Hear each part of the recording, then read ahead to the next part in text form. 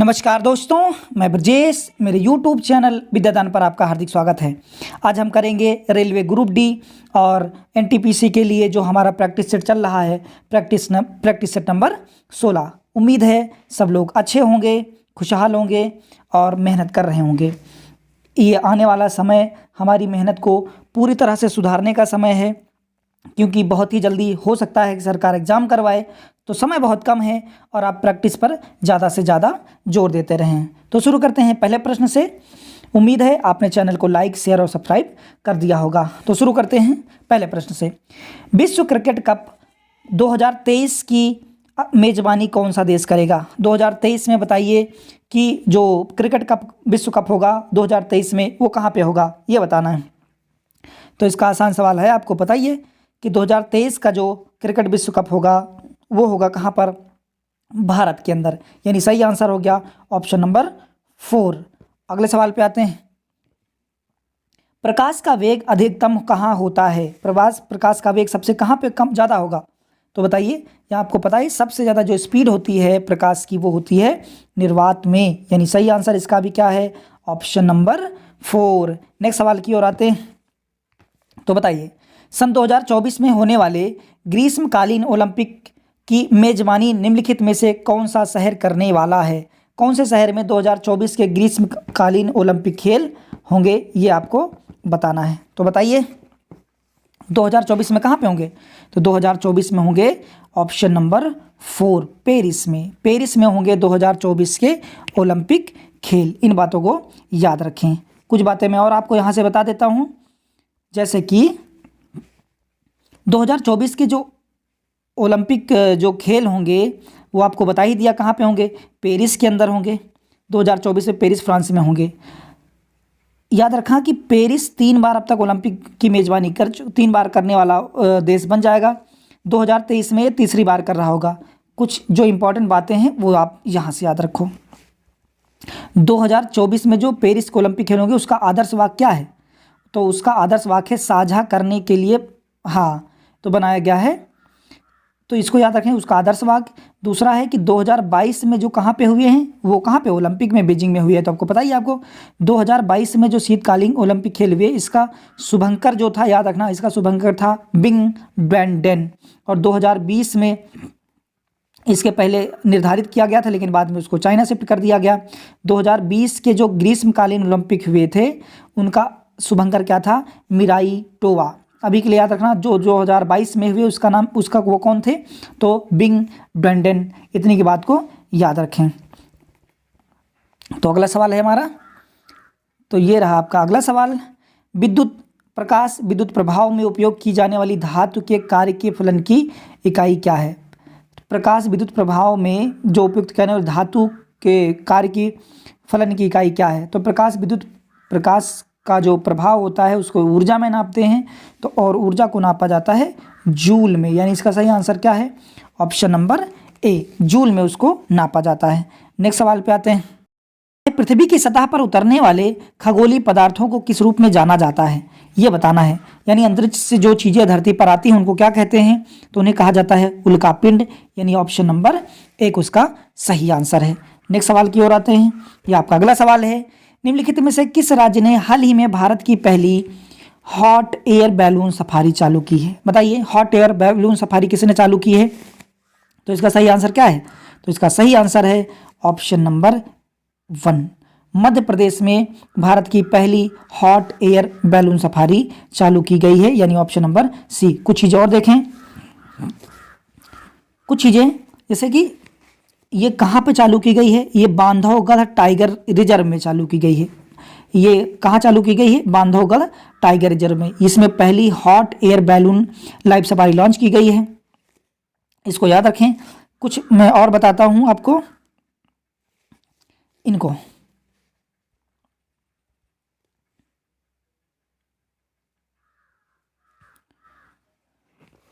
तो हमारा अगला सवाल है। अगला सवाल, भारतीय संविधान के अनुच्छेद 19 में निम्नलिखित में से कौन सा अधिकार शामिल है? तो भारत के जो अनुच्छेद 19 में क्या लिखा गया है बताएं। आसान सवाल है। अनुच्छेद क्या लिखा गया है? वाक एवं अभिव्यक्ति की स्वतंत्रता का अधिकार दिया गया है भारतीय संविधान के अनुच्छेद 19 के अंदर। कितनी बात समझ गए होंगे। चलो आप क्या बता सकते हैं, कौन से अनुच्छेद में संवैधानिक उपचारों का उल्लेख किया गया है, बताएंगे इस बात को। तो मुझे उम्मीद है आप कमेंट में जरूर बताएंगे और शुरू से अंत तक वीडियो जरूर देखा करें। तो बताओ कि संवैधानिक उपचारों का अधिकार कौन से अनुच्छेद में दिया गया है, यानी ऑप्शन नंबर 1 बताइए इसका क्या है, और इसका सही आंसर तो आपको बता ही दिया, ऑप्शन नंबर 3। नेक्स्ट सवाल पे आते हैं। तो हमारा अगला सवाल है ये, असहयोग आंदोलन शुरू हुआ था, असहयोग आंदोलन कौन से वर्ष में शुरू किया था, यह बताया 1870, 1942, 1920 या 1921। तो इसका सही आंसर तो आपको पता ही है, असहयोग आंदोलन चालू हुआ 1920 के अंदर, ये इसका सही आंसर है। नेक्स्ट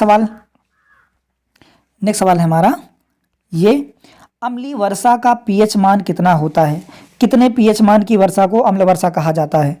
तो जब वर्षा का पीएच मान 5.6 से कम हो जाए तो हम इसे क्या कहते हैं, अम्ल वर्षा कहते हैं। इतनी बात आप समझ गए होंगे। अगला सवाल आते हैं। तो हमारा यह अगला सवाल है, भारत के मिसाइल मैन के रूप में किसे जाना जाता है। कितना आसान सा सवाल है, बता पाएंगे। चलो आप इसको कमेंट में लिखो, ये आपका है होमवर्क में बताइए कि भारत का मिसाइल मैन किसे कहा जाता है। नेक्स्ट सवाल, उम्मीद है आप मेरे कहने पे चल रहे होंगे और आपने इस कमेंट में लिखना है, पूरे वीडियो को देखना है, रिवीजन बार बार करते रहना है, तब आप ज़्यादा करीब होंगे अपनी सफलता के। नेक्स्ट सवाल, मानव शरीर में भोजन का पाचन किस अंग से शुरू हो जाता है। भोजन का पाचन कहाँ से शुरू हो जाता है, जैसे ही आप अपने भोजन को मुंह में रखते हैं, जैसे ही आपने मुंह में रखा भोजन का पाचन शुरू हो जाता है। भोजन का पाचन कहाँ शुरू होता है, मुंह से ही भोजन का पाचन शुरू हो जाता है, यानी ऑप्शन नंबर क्या होगा इसका 1। अगला सवाल है हमारा, तो अगला सवाल है ये, भारत की जनगणना 2021 के अनुसार, अंतिम आंकड़ों के अनुसार कौन सा देश सबसे ज्यादा आबादी वाला राज्य है, सबसे ज्यादा जनसंख्या कौन से देश में है, यह भी आपका है होमवर्क। जो लोग भी सही आंसर कमेंट में करेंगे मैं उनका नाम अगले वीडियो में पहले ही लिया करूंगा, जिससे कि पता लग सके कि कौन लोग मेहनत करते हैं। अगर आपने कमेंट में सही आंसर किया है तो आपका वीडियो में नाम जरूर लिया जाएगा। अगले सवाल की तरफ आते हैं, इसको कमेंट में लिखना इसका सही आंसर क्या है। तो अगला सवाल क्या है हमारा, तो यह अगला सवाल हमारा, मानव शरीर की सबसे छोटी ग्रंथि कौन सी है, बताइए।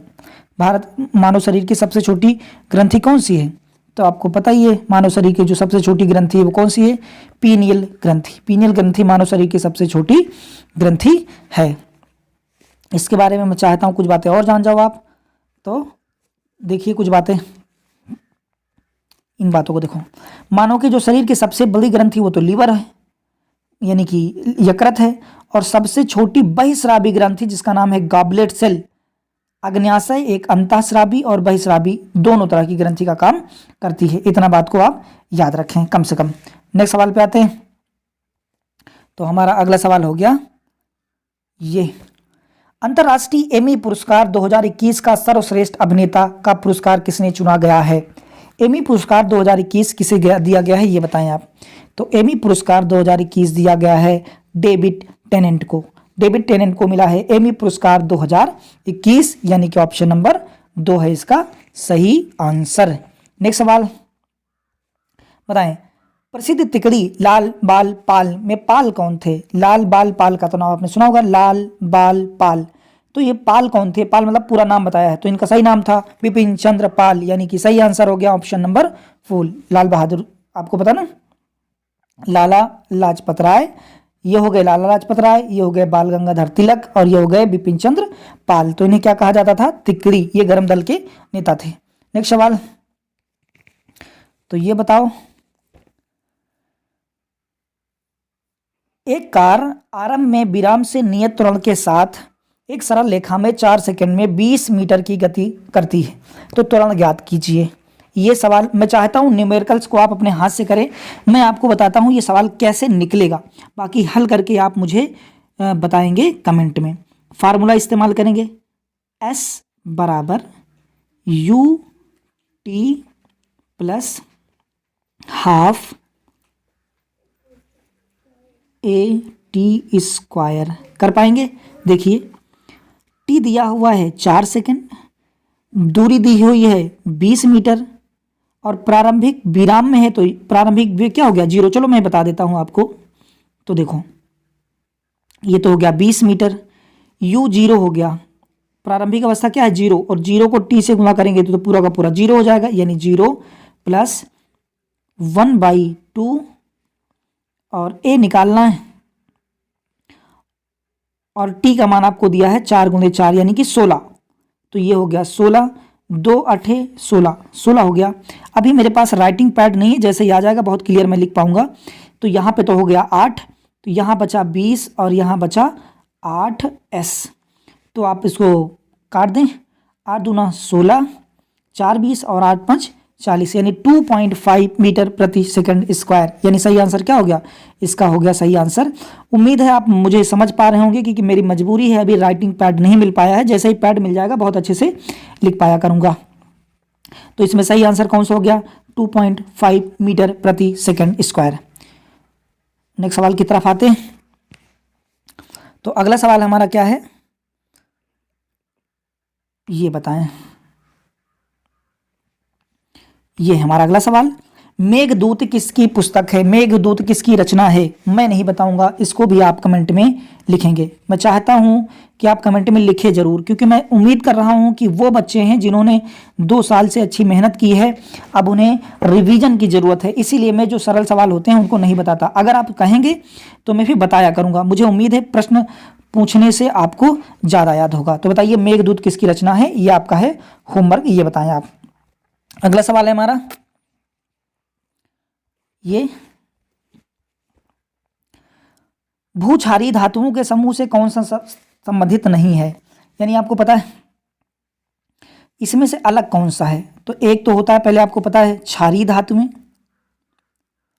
एक होता है क्षारीय धातु में, और दूसरा होता है क्षारीय मृदा धातु में, क्षारीय मृदा धातु में।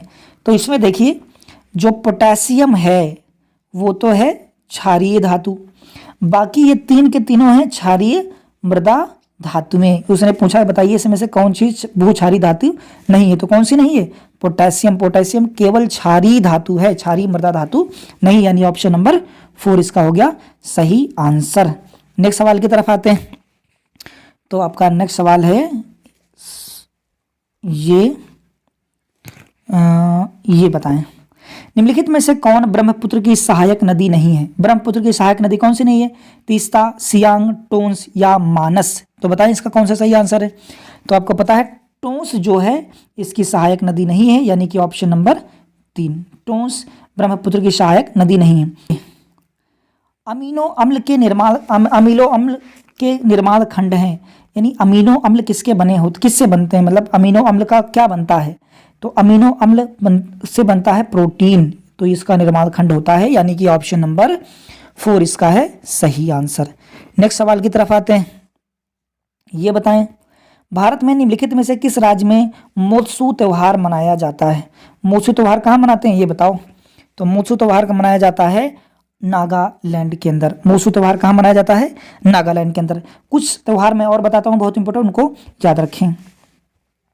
तो देखते हैं, देखो ये त्यौहार नागालैंड में हॉर्नबिल त्यौहार मनाया जाता है। अभी जो पूछा था मोत्सू फेस्टिवल और सेक्रेडी फेस्टिवल मनाया जाता है नागालैंड में। अरुणाचल में लोजार महोत्सव, ड्री फेस्टिवल, शोंग फेस्टिवल और रे फेस्टिवल मनाया जाता है अरुणाचल में। मिजोरम में चारकुट, मीमकुट और पावलकुट, यानी कुट जिसमें लगा हो सब मिजोरम में मनाए जाते हैं। मेघालय में खासी महोत्सव, वांगला महोत्सव और रानीकोर महोत्सव मेघालय में। असम में सबसे फेमस है बिहू, माजुली महोत्सव, असम की चाय महोत्सव और अम्बुबाची का महोत्सव। ये सब कहाँ पे है, असम के अंदर है। तो इतने महोत्सव को आप और भी अच्छे से याद रखें। नेक्स्ट सवाल की तरफ आते हैं। तो हमारा नेक्स्ट सवाल हो गया ये टाइगा 1। टाइगा जो लिखा है ये लिखा है टाइगा, टाइगा क्या लिखा है, टाइगा, टाइगा। टाइगा 1 निम्नलिखित में से किस देश में पाए जाते हैं ये बताना है। टाइगा 1 कौन से देश में मिलते हैं। तो टाइगा 1 जो होते हैं, टाइगा और टुंड्रा, ये हमेशा जहाँ पे बर्फ़ होती है बहुत सारी वहाँ पे पाए जाते हैं। तो इसमें से कौन सा देश है जहाँ बर्फ़ मिलती है, वो सही आंसर क्या होगा, रूस। टाइगर वन कहाँ मिलते हैं? रूस में। टाइगर वन कहाँ पाए जाते हैं? रूस के अंदर। नेक्स्ट सवाल की तरफ आते हैं। तो हमारा नेक्स्ट सवाल ये रहा, ये निम्नलिखित में से कौन सी सबसे बड़ी ताजे पानी की झील है, ये बताना है। ताजे पानी की सबसे बड़ी झील कौन सी है? ये पहले के लेक्चर में भी हो चुका है। उम्मीद है आप मुझे कमेंट में बताएंगे इसका सही आंसर क्या है। कमेंट में बताओ भारत की सबसे बड़ी ताजे पानी की झील कौन सी है। समझ गए? नेक्स्ट सवाल पे आओ। अगला सवाल, सितंबर 2021 में राष्ट्रीय कैडेट कोर यानी एनसीसी के महानिदेशक के रूप में किसको नियुक्त किया गया है? एनसीसी का महानिदेशक कौन बना है, ये बताओ आप। तो एनसीसी का जो महानिदेशक बने हैं उनका नाम है गुरबीर पाल सिंह, यानी ऑप्शन नंबर 3 इसका है सही आंसर। गुरबीर पाल सिंह को एनसीसी का महानिदेशक बनाया गया है। अगले सवाल की तरफ बढ़ते हैं। तो हमारा अगला सवाल है ये, भारत में निम्नलिखित में से कौन सा बांध सबसे ऊंचा है? सबसे ऊंचा बांध कौन सा है भारत के अंदर, बताओ। भाखड़ा, कोयना, पोंग या टिहरी बांध? तो इसका आंसर तो आपको पता है, इसका सही आंसर है ऑप्शन नंबर 4। टिहरी बांध भारत का सबसे ऊंचा बांध है, यानी कि ऑप्शन नंबर हो गया 4।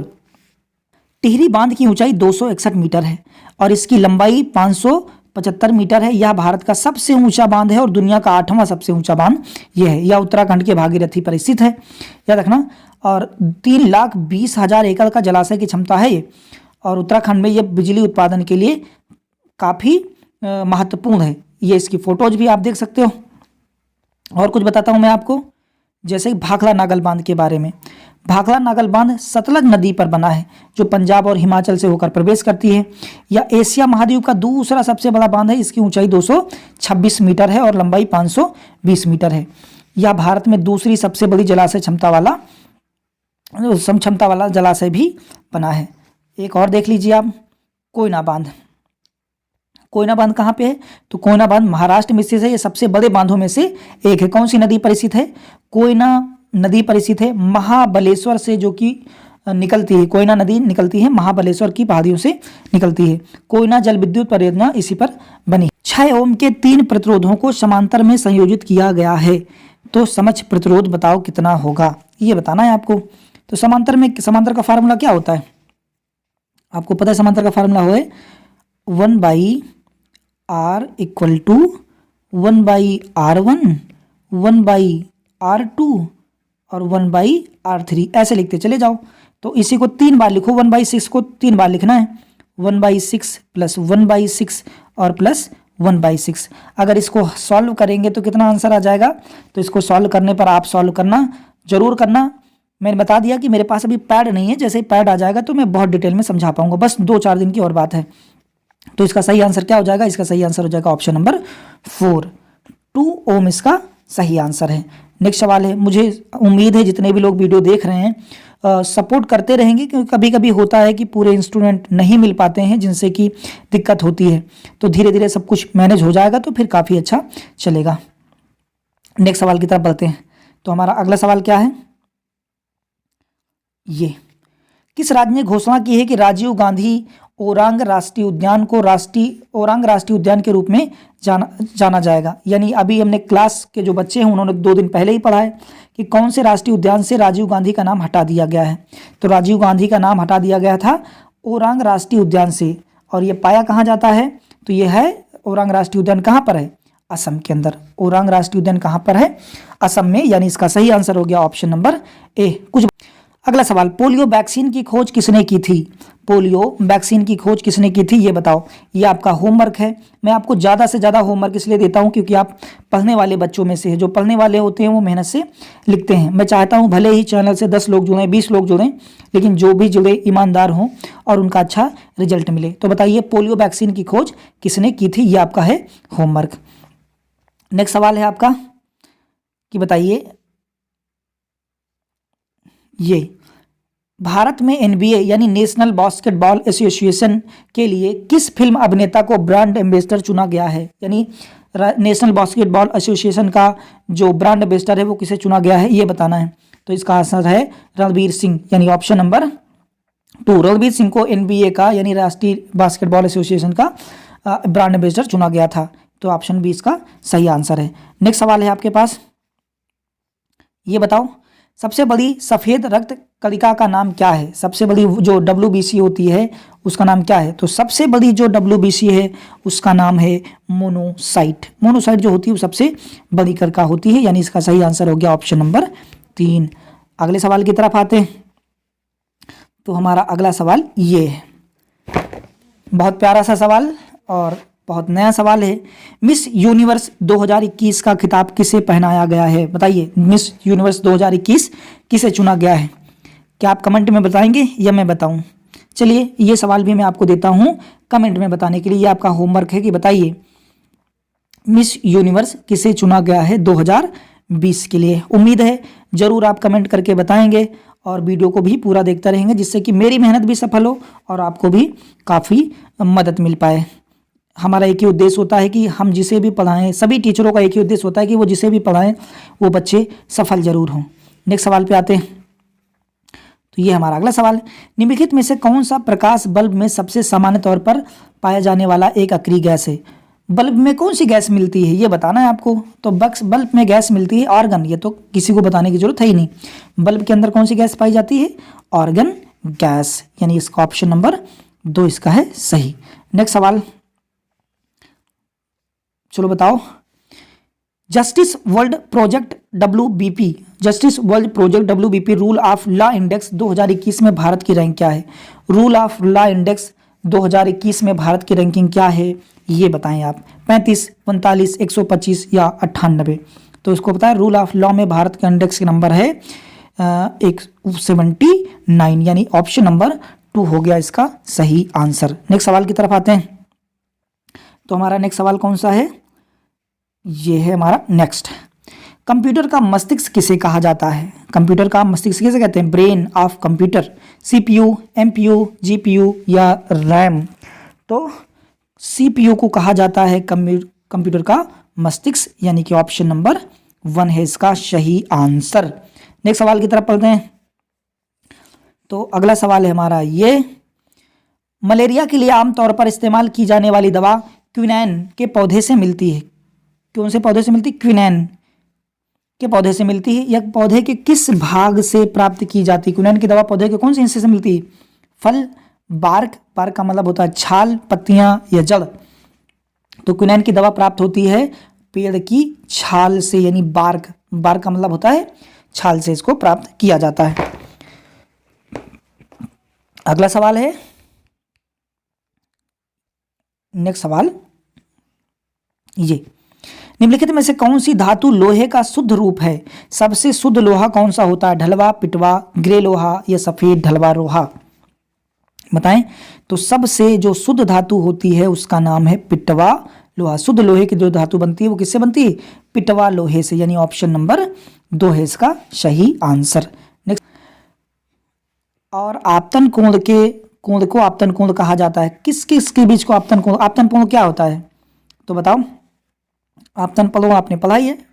अगर कोई किरण ऐसे आती है तो ऐसे क्या हो जाती है? मुड़ जाती है। और वो कहाँ से मुड़ती है? अभिलंब से। तो कहते हैं अभिलंब और आपतन कोण के बीच को आपतन कोण, आपतन किरण के बीच को कोण कहा जाता है अभिलंब। तो ये अभिलंब है, ये इसको क्या कहते हैं? अभिलंब। तो इसका यानी सही आंसर क्या भरना है यहाँ पे? अभिलंब, यानी ऑप्शन नंबर 2 हो गया इसका सही उत्तर। नेक्स्ट सवाल क्या है हमारा? देखो, तो अगला सवाल है ये, रुधिर वाहिनियों में रुधिर के स्कंदन को इसके द्वारा रोका जा सकता है, यानी खून को जमने से कौन बचाता है? एल्ब्यूमिन, हेपेरिन, ग्लोबुलिन या फाइब्रिनोजन? तो आपको पता है कि खून को जमने से बचाता है हिपैरिन, इसका सही आंसर होगा। नेक्स्ट सवाल है आपका ये,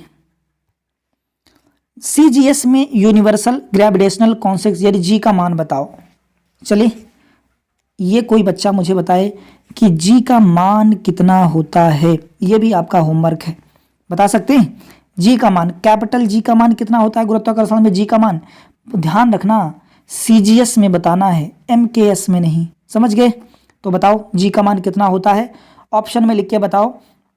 ये जैसे भी आप बता सकते हो मुझे बताओ। उम्मीद है इतने छोटे सवालों को मुझे नहीं पढ़ाना पड़ेगा आपको, क्योंकि आपकी इतनी तैयारी तो हो चुकी होगी कि आपको कैपिटल जी का मान जरूर पता होगा। समझ गए? तो नेक्स्ट सवाल है, तो बताएं आप। ये हमारा नेक्स्ट हो गया। पदार्थ का परमाणु सिद्धांत सर्वप्रथम किसने दिया था? पदार्थ का परमाणु सिद्धांत सर्वप्रथम किसने दिया था? डाल्टन, रदरफोर्ड, जे थॉम्सन या नील्स बोर? तो पदार्थ का परमाणु सिद्धांत सर्वप्रथम दिया था जॉन डाल्टन ने, यानी ऑप्शन नंबर हो गया इसका ए। नेक्स्ट सवाल, ये आज का अंतिम सवाल है। तो बताना है आपको, भारत का पहला मानव अंतरिक्ष मिशन गगनयान किस वर्ष लॉन्च किया जाएगा, ये आपको बताना है। 2022, 2023, 2024, 2025? तो बताओ, याद रखना अभी 4-6 दिन पहले तक ये न्यूज़ थी कि 2022 में गगनयान को लॉन्च किया जाएगा, लेकिन अब ये डेट चेंज करके बता दी गई है कि अब गगनयान मिशन जो लॉन्च होगा वो 2023 के अंदर लॉन्च किया जाएगा। तो ये रहे आपके कुल मिला के 48 प्रश्न, और मैंने आपको और भी ज़्यादा सवाल बताए हैं। अगर आप पूरे सेशन को शुरू से देखते हैं तो उम्मीद रखें कि कम से कम आप इतनी ही सीरीज के अंदर 150 से 200 सवालों का रिवीजन कर सकते हैं। तो उम्मीद है आप अंत तक देखते हैं। जो बने हुए हैं उनका धन्यवाद। चैनल को आगे ऐसा ही बढ़ाते रहें, और कोई भी क्वेरी हो तो उसे ज़रूर बताएं। कोई सवाल है तो वो भी लिख सकते हैं। कमेंट में मेरे पूछे गए सवालों का उत्तर जरूर दें। नहीं पता तो आप प्रश्न लिख के मुझसे पूछ सकते हैं इसका सही आंसर क्या होगा। तो मिलते हैं, अपना ख्याल रखें। धन्यवाद। जय हिंद।